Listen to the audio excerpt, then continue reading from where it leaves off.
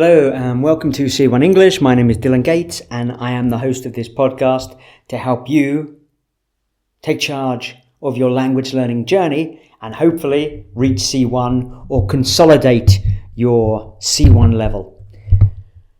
In this podcast, I'm going to talk a little bit about what it means to have a C1 level of English, because it's something that you hear all of the time, and yet actually it's quite difficult to measure. It's quite difficult to assess.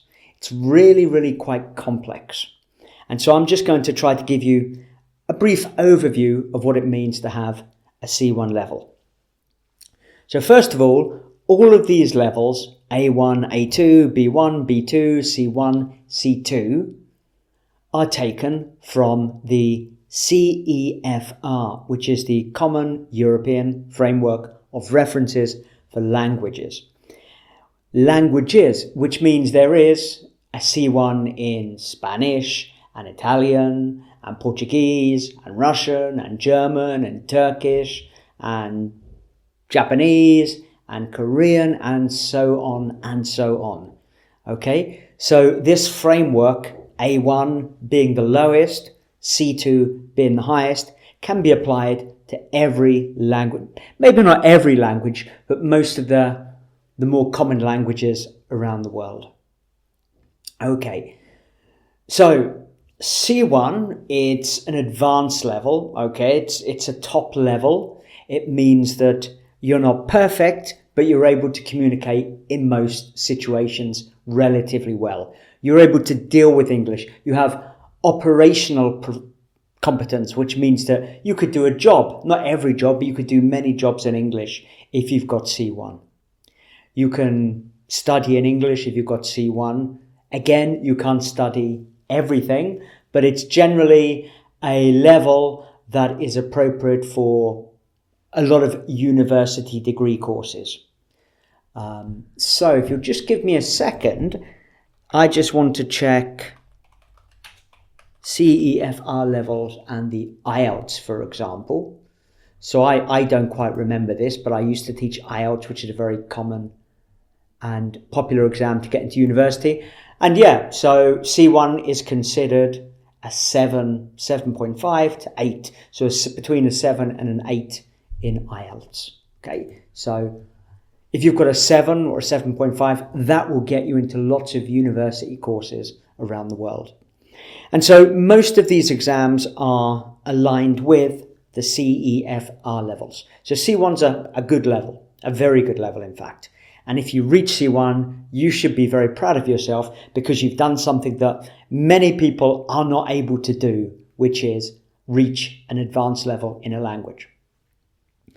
Now, there is a very large manual, which is called the CEFR Companion Volume with New Descriptors, which is used by for learners, by teachers, by assessors, by exam writers.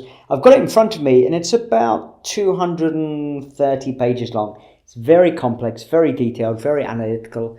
So the CEFR produced something called an assessment grid, a self-assessment grid. So a grid is like a type of table with columns and rows. And I've got it in front of me. So I'm going to look at what it says about C1. Okay, now this is very accessible to most people. So I will put a link in the show notes and you can have a look at yourself. And if you're not sure what level you currently have, it will give you some idea. So it's divided into 3 parts. So there is your understanding level, your speaking level, and your writing level. So the understanding level refers to your receptive skills, which are your listening skills and your reading skills. Now, there are lots of sub-skills related to listening and to reading. So this is quite general. But what it says at C1 is that you can understand extended speech. Okay, that's when people speak for a longer time.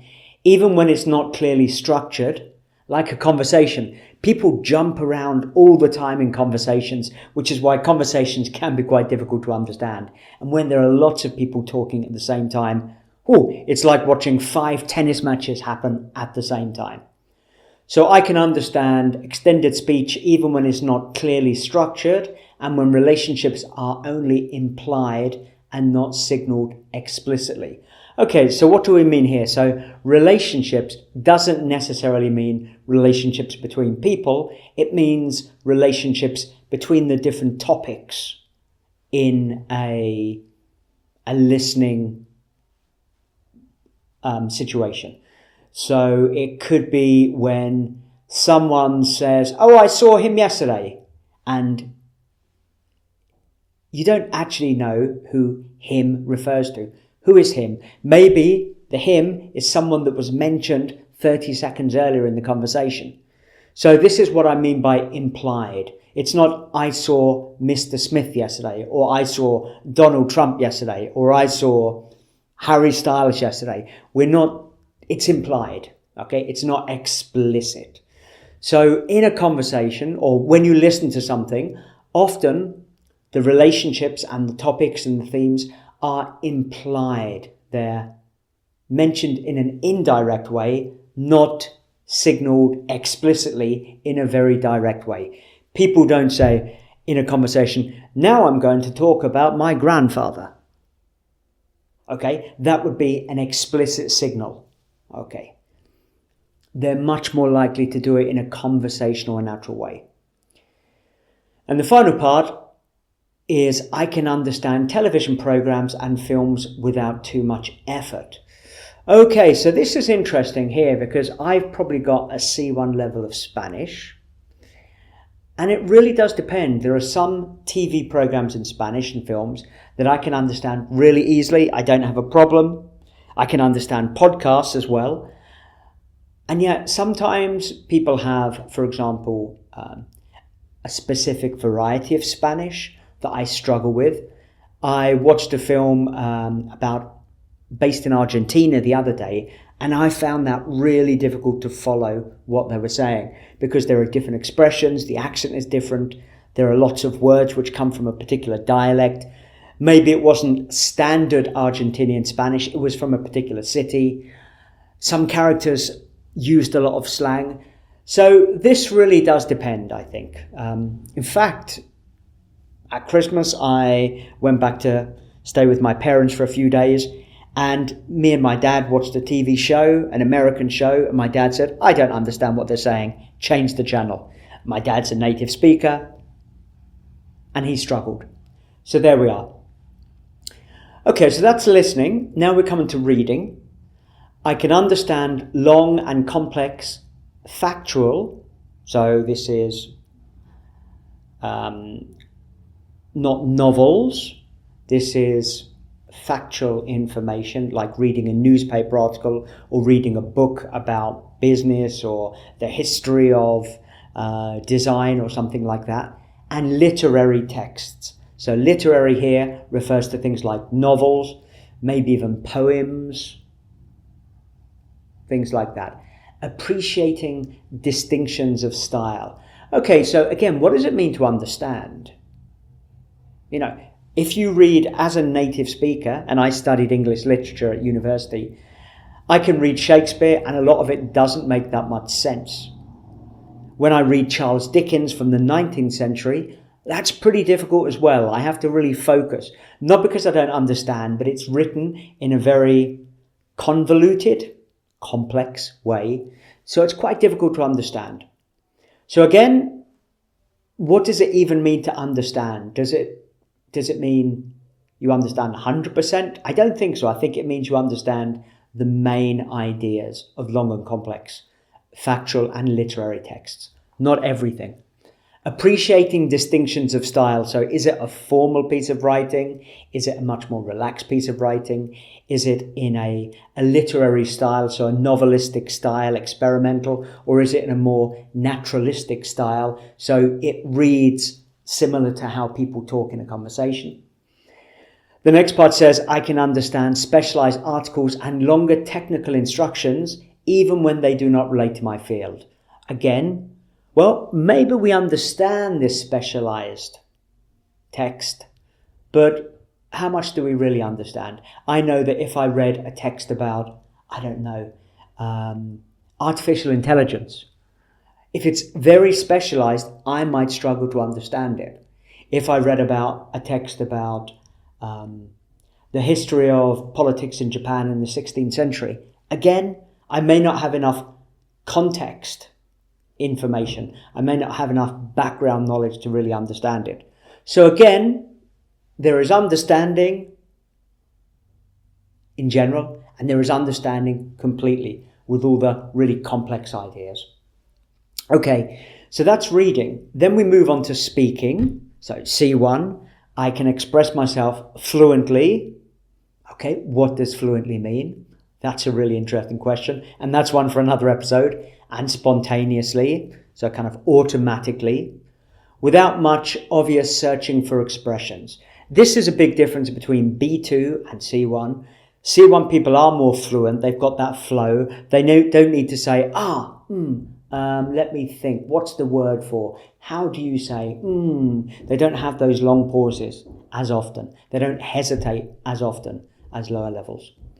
I can use language flexibly and effectively for social and professional purposes. So remember, at C1, you can do a lot of jobs. I can formulate ideas and opinions with precision. Okay, so you can express yourself accurately with precision, precisely, and relate my contribution skillfully to those of other speakers. So this is spoken interaction, okay? And this is interesting in C1 because they talk about spoken interaction, having a conversation, being in a dialogue, and spoken production, which is where it's a monologue, just you speaking. And I can tell you from personal experience, a lot of the learners I work with, their spoken production, giving a dialogue when they speak, is higher than their spoken interaction. So when they speak, they can speak quite confidently, quite fluently, in a complex way, quite accurately. And then when I start conversing with them, when we have a conversation, often they don't get what I'm saying, perhaps because their listening isn't so strong. So be very aware of that. You might have a better spoken production than being able to interact in a spoken conversation. So with spoken production, I can present clear, detailed descriptions of complex subjects, integrating sub-themes, developing particular points, and rounding off, finishing, concluding with an appropriate conclusion. Okay, so this is really interesting, and I've experienced this as well at universities when I've prepared people to go to university in the UK. And we spend a lot of time on helping them develop their presentation skills. So they become quite good at presenting in English. And yet, when they're in this interaction, a more discussion environment, they find it really difficult to keep up with the different opinions, to interrupt, to say what they want to say spontaneously, to respond to what other people say, to collaborate with what other people say. So in many ways, they're two different skills. And you probably know people like this, even in your first language, who are much better at speaking when they have the floor, when they are speaking and people are listening to them, than they are speaking in an interactive conversation. They might dominate too much, or they may not pay attention to what other people are saying. They may not be interested in listening to other people. So there is also a personality type maybe who, in English we say, they like the sound of their own voice. They much prefer speaking than they do actually interacting verbally. Okay, and then we come to writing. So I can express myself in clear, well-structured text, expressing points of view at some length. So extended writing. I can write about complex subjects in a letter, an essay, or a report. Okay, so maybe this is a bit old-fashioned here because how often do we write letters? So I guess we might want to say an email here. It might be much more valuable than a letter. I can write about complex subjects in a letter, email, essay, or report, underlining what I consider to be the salient issues. The salient issues here means the most important issues. I can select style appropriate to the reader in mind. Obviously, if you're writing a formal email, that's very different to a WhatsApp message to a friend. So style is really important, and choosing the right style is really important. So having gone through this, I must admit that it's not that easy to determine what C1 means. And that's why having a teacher, an experienced teacher or a trainer or a coach who's very familiar with these levels really, really helps. Another way to kind of test your level is to do an integrated skills test. You can go online and there are lots of tests which say test your CEFR level in English, and they're just grammar tests. So they're not testing your speaking or your listening or your writing.